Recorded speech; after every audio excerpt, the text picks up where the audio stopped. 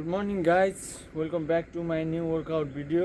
अनि आज चाहिँ मेरो वर्कआउट के को भन्दाखेरि आज चाहिँ मेरो चेस्ट र बाइसेपको वर्कआउट छ। सो गाइज, चेस्ट र बाइसेपको वर्कआउट कसरी हान्ने अनि कस्तो रिजल्ट आउँछ भनेर म देखाउँछु आज हजुरहरूलाई। आज चाहिँ म मेरै घरको माथि छतमा छु।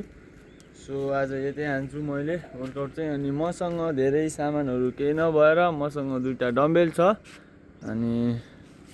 अनि यता मैले चाहिँ वर्कआउट हानेर रेडी पारिरहेको छु। अनि यो चाहिँ मेरो भान्जी खेलिरहेको छ एक्लै। So guys, let's go. अब वर्कआउट हान्नुभन्दा अगाडि अब अलिअलि हातहरू तन्काउनु पर्यो।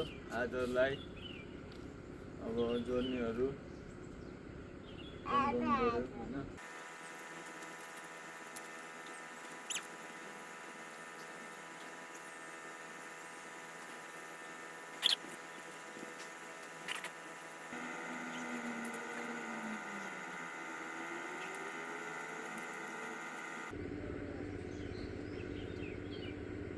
म चाहिँ 4 सेट हान्छु पुसअपको अनि 1 सेट चाहिँ मेरो भ्याइयो। अनि अब म चाहिँ क्लिपहरू आधा मात्रै हाल्छु किनभने चाहिँ लामो हुन्छ भिडियो। सो पुसअपको कमाल यस्तो छ गाइज। अब यो चाहिँ नर्मल पुसअप सक्यो। अब चाहिँ डायमन्ड पुसअप हान्छु म। मेरो 2 सेट चाहिँ सकिसक्यो, नर्मल पुसअप र डायमन्ड पुसअप। अब म चाहिँ वाइड पुसअप हानिरहेको छु।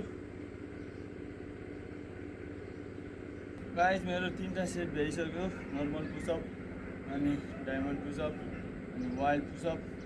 अब मेरो पुसअपको लास्ट सेट बाँकी छ, त्यो चाहिँ हो आर्च पुसअप। अब म आर्च पुसअप हान्न गइरहेको छु।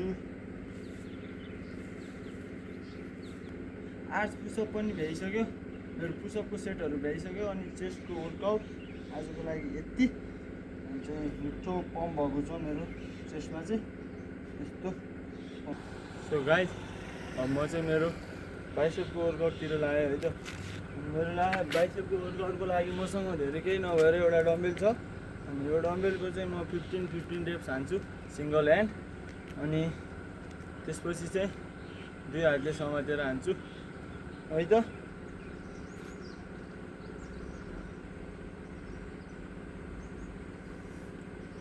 सो गाइज, मेरो चाहिँ बाइसेपको फर्स्ट वर्कआउट सकेर अब सेकेन्ड वर्कआउट हान्छु। समातेर मजाले